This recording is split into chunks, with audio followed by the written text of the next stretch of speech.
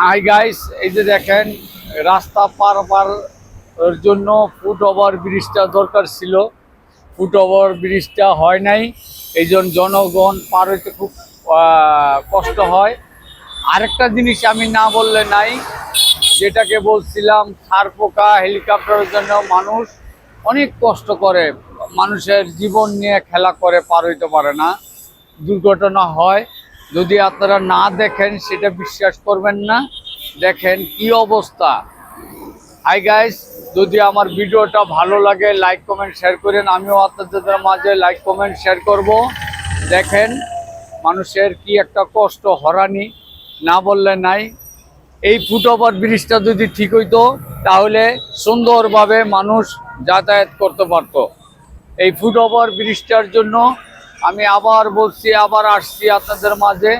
Hi guys, যদি আমার ভিডিওটা ভালো লাগে আমাকে একটু লাইক কমেন্ট শেয়ার করবেন, আমিও আপনাদের মাঝে লাইক কমেন্ট শেয়ার করব।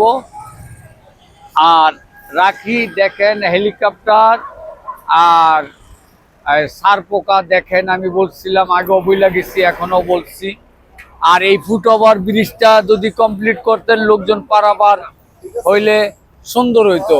এই ফুট ওভার ব্রিজটার জন্য অনেক লোক দুর্ঘটনা ঘটে, মারা যায়, আহত হয়। এটা আমার নজরে পড়ছে, এই জন্য আমি ভিডিওটা করলাম। আপনারা যদি আমাকে ভালোবাসেন তাইলে এই ফুট ওভার ব্রিজটা চালু করে দেন। ফুট ওভার ব্রিজটা মানুষ হাজার হাজার মানুষ রাস্তাঘাট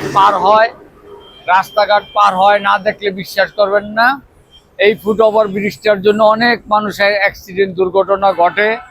আর এই ছারপোকা আর হেলিকপ্টারের জন্য মানুষ অনেক দুর্ঘটনা হয়। এটা আমার নজরে পড়ছে, এটা আপনি দেখবেন।